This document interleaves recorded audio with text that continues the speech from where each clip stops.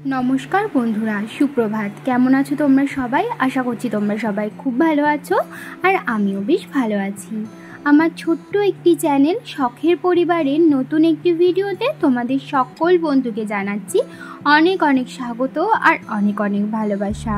আজকের বারটি হলো শনিবার, আর ঘড়িতে এখন সময় সকাল 8টা। আর আজকের ব্লগটি আমি এখন থেকেই শুরু করেছি। আজকে ঘুম থেকে উঠে পড়েছিলাম 6:45 নাগাদ। আর কালকে না হঠাৎ করে ছেলের জ্বর এসেছিল, আর কালকে সারা রাত ওর গায়ে জ্বর ছিল। ওষুধ খাওয়ানোর পরেও ওর জ্বর একটু ফোঁটাও কমেনি।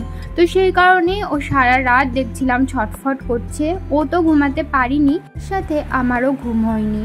তো সেই কারণে সকালবেলা ঘুম থেকে উঠে সবার প্রথমে ছেলেকে ফ্রেশ করিয়ে খাইয়ে দাইয়ে ওকে একটু ওষুধ খাইয়ে দিয়েছি। যদিও খুব বেশি পরিমাণ খাইনি, তবুও যেটুকু খেয়েছে সেটুকু খাইয়েই ওকে ওষুধ খাইয়ে দিয়েছি। তার কারণ খালি পেটে তো ওষুধ খাওয়ানো যাবে না, এই কারণে আর কি। আর ওকে ওষুধ খাইয়ে দেওয়ার পর খানিকক্ষণ বাদেই ও ঘুমিয়ে পড়েছিল।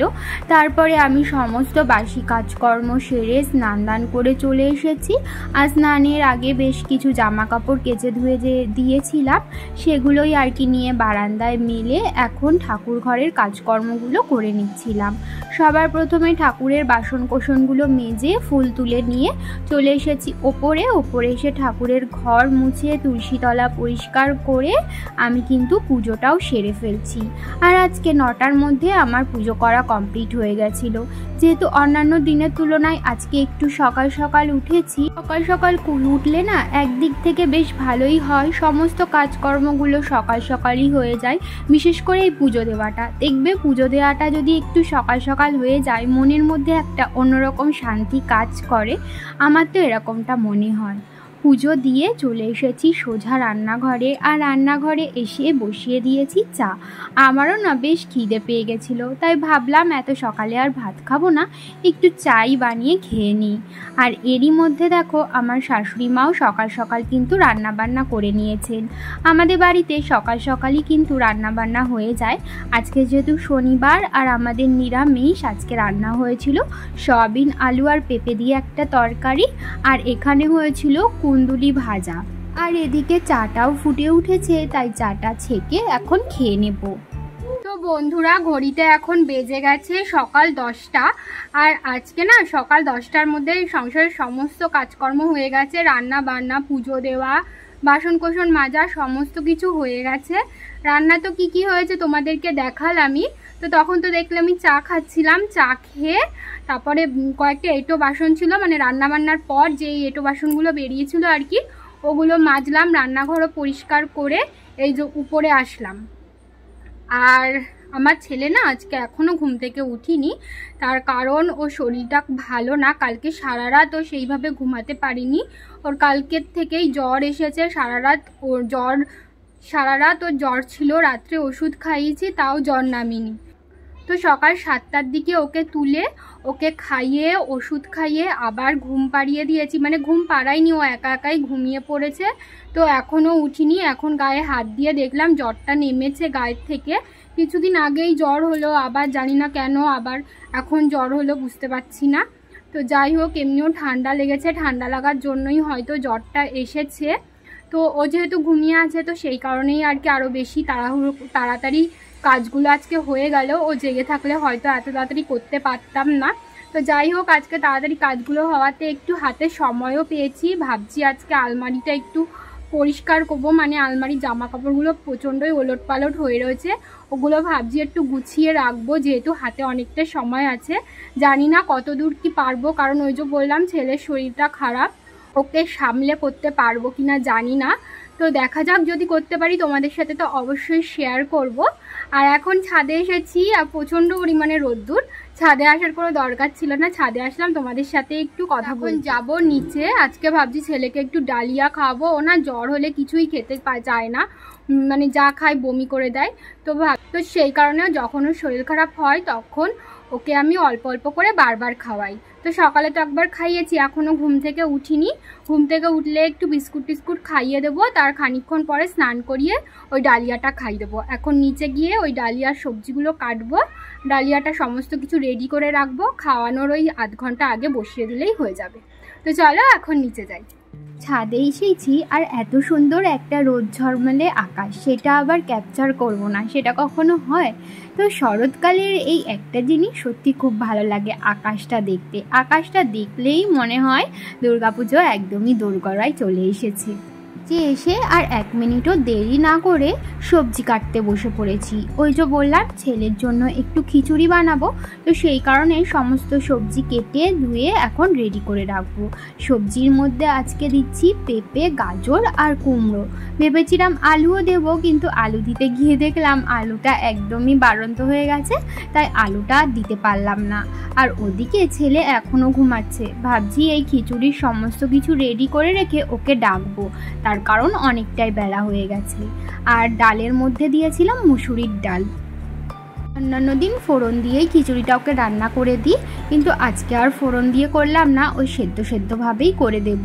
পরিমাণ মতো নুন, হলুদ, সামান্য একটু তেল দিয়ে পরিমাণ মতো জল দিয়ে ঢাকা দিয়ে দিলাম। আর হ্যাঁ, একটা গোটা কাঁচা লঙ্কাও দিয়েছিলাম। আমি কিন্তু ওর খিচুড়িতে কাঁচা লঙ্কা দিই, আবার মাঝে মাঝে একটা শুকনো লঙ্কাও চিড়ে দিয়ে দিই যখন ফোড়ন দিয়ে করি আর কি। আর আমার ছেলে কিন্তু এখন বেশ ভালোই ঝাল খাওয়া শিখে গেছে, যেহেতু ওর জন্য আমি আলাদা করে কিছুই রান্না করি না, ওই বাড়িতে যা রান্না হয় সেটা দিয়েই ওকে কিন্তু খাওয়াই। তো ওগুলো খেতে খেতে ও বেশ ভালোই কিন্তু এখন ঝাল খেতে পারে। এখন ঘড়িতে ওই 11টা মতো বেজে গেছে। নিচে এসে অনেকক্ষণ ডাকাডাকির পর ছেলে ঘুম থেকে উঠলো। যেহেতু অনেকটাই বেলা হয়ে গেছে আর ওকে অনেক সকালেই আমি খাইয়েছি, তো সেই কারণে ভাবলাম ডেকে তুলেই দিই। আর এখন যেহেতু অনেকটাই বেলা হয়ে গেছে, একেবারে স্নান করিয়ে দেব। আর ওদিকে খিচুড়িটা বসিয়ে এসেছি, খিচুড়িটা হয়ে গেলে খিচুড়িটা ওকে খাইয়ে দেবো। তারপরে তো আবার ওষুধটাও খাওয়াতে হবে টাইম মতো। তো ছেলেকে স্নান করিয়ে খাইয়ে দাইয়ে ওষুধ খাইয়ে ওকে রেডি করিয়ে দিয়েছি। ও এখন তো ঘুমাবে না, তার কারণ একটু আগেই যেহেতু ঘুম থেকে উঠলো, তাই ও এখন একটু খেলা করছে। এরই মাঝে এখন আমি আলমারিটা পরিষ্কার করব। তোমাদেরকে তো সকালে বললামই আজকে আমি আলমারিটা পরিষ্কার করব। আর আমাদের ঘরে 2টো আলমারি, সেটাই আর কি তোমাদেরকে দেখাচ্ছিলাম। এই যে এই আলমারিটা দেখাচ্ছি, এটা হচ্ছে আমার শাশুড়ি মার আলমারি। এখানে না আমি সমস্ত আমার বাড়ি পড়ার জিনিসপত্র রাখি, শুধুমাত্র আমার না, আমার হাজবেন্ডের বাড়ি পড়ার জিনিসপত্র এখানেই থাকে। আর ওই পাশে যেই আলমারিটা দেখলে, ওটা আমার বাবা দিয়েছিল। ওই আলমারিটাতে সমস্ত ভালো জামা কাপড় রয়েছে, মানে আমাদের 3 জনের, আমার ছেলের আর হাজবেন্ডের। শীতের জামা কাপড়ও ওই আলমারিটাতেই রয়েছে। তো যাই হোক, এখন লেগে পড়লাম আলমারি পরিষ্কার করতে। একদমই টিপটপ করে গুছাবো ভেবেই নিয়েছি। সবার প্রথমে আমি শুরু করেছি আমার হাজবেন্ডের তাকটা থেকে। এই যেই তাকটা এখন দেখতে পাচ্ছ, এই তাকটাতে শুধুমাত্র আমার হাজবেন্ডের জামা কাপড় থাকে, মানে ও সে যে সমস্ত জামা কাপড় পরে আর কি রোজ দিন কাজে যায়, সেই সমস্ত জামা কাপড়ই আর কি এই তাকটাতে থাকে। মেনলি আর কি এই তাকটা পরিষ্কার করার জন্যই আমার আলমারিটা পরিষ্কার করা আর কি। এই তাকটা অনেক দিন ধরেই মেসি হয়ে রয়েছে, দেখতেই তো পেলে কেমন ওলট পালট হয়েছিল জামা কাপড়গুলো। আর হাজবেন্ড যেহেতু কাজে যাওয়ার সময় তাড়াহুড়ো করে সমস্ত জামা কাপড় বের করে, তো সেই কারণে আর কি ও একটা বার করতে গিয়ে আর একটা বের করে ফেলে। তো সেই জন্যই ওর জামা কাপড়গুলো এইভাবেই ওলট পালট হয়ে যায় কিছুদিন পর পর একটু আবার গুছিয়ে না দিলে হয় না, নয়তো ও আবার জামা কাপড় খুঁজে পায় না। আমি ওকে যদি জামা কাপড় বের করে দিই, ওর আবার সেটা পছন্দ হয় না।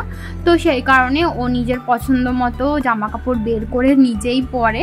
তো সেই জন্য আর কি জামা কাপড়গুলো একটু বেশি উলট পালট হয়ে যায়। এই যে দেখতে পাচ্ছ টিপটপ করে ওর তাকটা আমি গুছিয়ে দিলাম। এটা বেশ কিছুদিন গোছানো থাকবে, তার কারণ আমি যখন রেগুলার জামা কাপড়গুলো কেচে ভাঁজ করে আবার জায়গায় রাখি, তখন না হালকা হাতে আবার যদি ওলট পালট কিছু থাকে তখন সেটা আবার ঠিকঠাক করে রাখি। তো সেই কারণে বেশ কিছুদিন জামা কাপড়গুলো যেমনটা তেমনিই থাকে।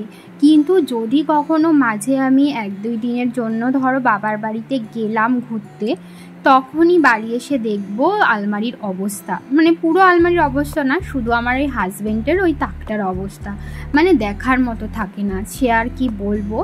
তো যাই হোক, এইভাবেই না আলমারি অগোছালো হয়ে যায়। আর সত্যি কথা বলতে সব সময় তো আর ইচ্ছা করে না বলো, তো শরীরেও দেয় না। ইচ্ছা তো করে সবসময় ঘর বাড়ি পরিষ্কার পরিচ্ছন্ন পরিপাটি করে রাখবার, কিন্তু মাঝে মাঝে শরীরে দেয় না, তখনই আস্তে আস্তে এইভাবে অগোছালো হয়ে যায়। তো যাই হোক, ওপরের তাকটাও গুছিয়ে নিয়েছি, কোনটা কোথায় রাখছি সেটা তোমাদের পুরোটা পরিষ্কার করে নিই, তারপরে ভালো করে দেখাবো। তো এই দেখো, এখন লেগে পড়েছি আমার তাকটা পরিষ্কার করতে। তাকটাতে মূলত আমার সমস্ত চুড়িদার, কুর্তি, বাড়ি পরার নাইটি, প্লাজো, লেগিস এই সমস্ত কিছুই থাকে। তো এই জায়গাটাও বেশ ওলট পালট হয়েছিল। বেশ কয়েকদিন ধরে ভাবছিলাম, কয়েকদিন না কয়েক মাস ধরে ভাবছিলাম এই আলমারিটা একদমই পরিষ্কার করব, কিন্তু সেইভাবে সময় করে উঠতে পারছিলাম না। যদি সময় পাই তো সেদিন তো শরীরে দেয় না, আর যদি যেদিন শরীর ভালো থাকে সেদিন আর হাতে সময় পায় না যে আলমারিটা পরিষ্কার করব। কিন্তু আজকে যেহেতু সকাল সকাল কাজ হয়ে গেছে, তো সেই কারণে এই সুযোগটা আর হাতছাড়া করিনি। আর সামনে তো পুজো চলেই এসেছে, এবার আস্তে আস্তে ঘরবাড়িগুলো সমস্ত কিছু পরিষ্কার করতে হবে। এই সপ্তাহতেই একদিন ইচ্ছা আছে ঘরের ঝুলটা ঝাড়বার। ঘরেও বেশ ভালোই ঝুল পড়েছে, ছেলের শরীরটা একটু ফিট হলেই সেদিনই আমি ঘরের ঝুলটা ঝাড়বো। কোন দিন ছাড়ি সেটা তো অবশ্যই তোমাদের সাথে শেয়ার করব। তো দেখতেই পেলে সমস্ত জামা কাপড়গুলো আমি খাটের উপরে নামিয়ে নিয়েছিলাম। এখন সমস্ত কিছু আলাদা আলাদা করে ভাঁজ করে জায়গায় রেখে দিচ্ছি।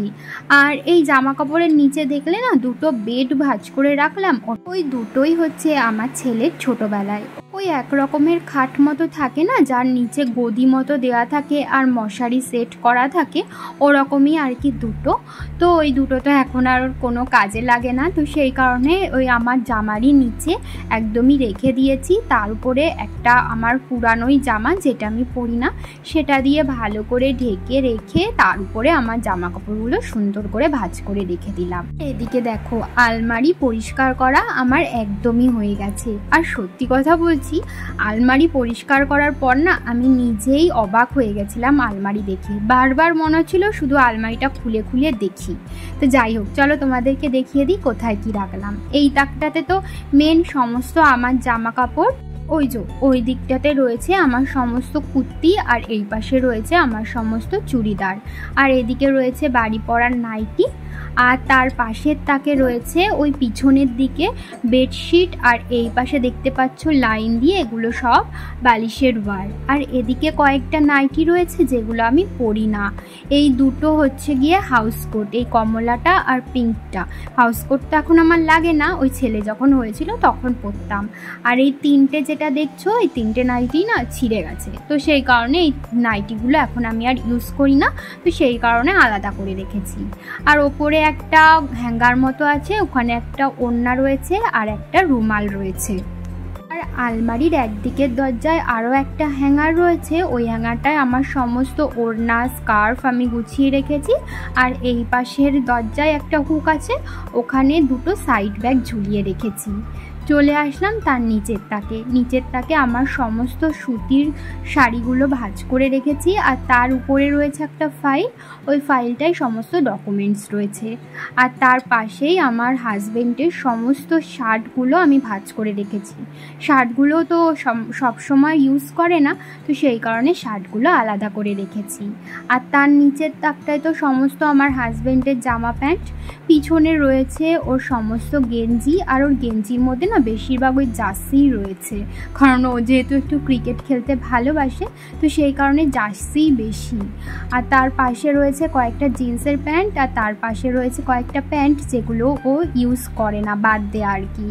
আর এই তিনটে প্যান্ট ও সবসময় রেগুলারলি ইউজ করে, তো সেই কারণে সামনে রেখেছি। আর তার পাশে কয়েকটা হাফ প্যান্ট রয়েছে যেগুলো বাড়িতে ইউজ করে। আর তার নিচে রয়েছে একটা তাক, সেখানে আমার খুব দরকারি পড়ে না সেই অদরকারি জিনিসগুলো আছে, যেমন ধরো পুরানো বিছানার চাদর, কাঁথার ওয়্যার, আর দুটো কাচের গ্লাসের সেট রয়েছে। আর এখানে কয়েকটা কাঁথা রয়েছে আমার ছেলের, মানে যেটা আমি ইউজ করি মাঝে মাঝে, তো সেটা এখানে ভাঁজ করে রেখে দিয়েছি। আর তার নিচে রয়েছে মাটির থালা, যেটা আমার ছেলের জন্মদিনের জন্য বানানো হয়েছিল। যারা ওর জন্মদিনের ব্লগটা দেখেছো তারা তো দেখেই থাকবে। তো যাই হোক, আলমারিটা আমার একদমই পরিষ্কার করা হয়ে গেছে, তাই আলমারিটা ভালো করে বন্ধ করে রেখে দিলাম। তো তারপরে চলে এসেছি শোকেসের এই তাকটা ক্লিন করতে। এই দুটো তাকে না আমার সমস্ত ব্লাউজ রয়েছে। আমার না আর কিছু থাকুক আর না থাকুক, ব্লাউজের কালেকশান অনেক। আমার শাড়ির থেকে মনে হয় ব্লাউজ বেশি। আসলে এর মধ্যে বেশিরভাগটা আমার বিয়ের আগের ব্লাউজ। মানে আমার ব্লাউজ তো আমার গায়ে ছাড়া আর কারোর গায়েই হয় না, কারণ আমি প্রচণ্ড পরিমাণে রোগা, মানে প্রচণ্ডই। আমার বৌদির গায়েও হয় না, আর মায়ের গায়ে তো হবেই না, আর আমার শাশুড়ি মায়ের গায়েও হয় না। তো সেই কারণে মা সমস্ত ব্লাউজ আমাকেই দিয়ে দিয়েছে, বিয়ের আগের ব্লাউজ, যেহেতু আমার গায়ে ছাড়া কারোর গায়ে হয় না।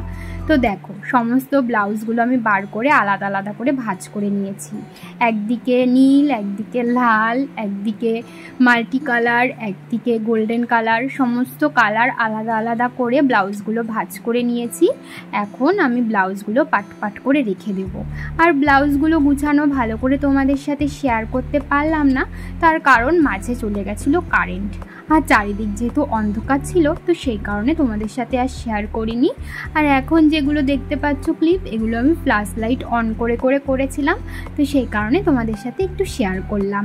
আর এই পাশে যেই ব্লাউজগুলো দেখছো, ওগুলো সমস্তটা সুতির ব্লাউজ। আর ওপরের তাকে এখানে কয়েকটা আমার শাশুড়ি মায়ের ব্লাউজ রয়েছে, আর কয়েকটা আমার ব্লাউজ রয়েছে। মোটামুটি গুছানো কমপ্লিট। মোটামুটি অনেকক্ষণ বাদে তোমাদের সামনাসামনি আসলাম।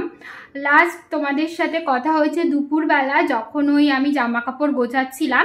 জামা কাপড় গোছাতে গোছাতে তো কারেন্ট চলে গেছিলো, আর আজকে দুপুরবেলা দুবার কারেন্ট গেছে। কারেন্টটা না প্রচণ্ড জ্বালাচ্ছে, হয়তো সামনে পুজো বলে এখন বারবার কারেন্ট যাচ্ছে।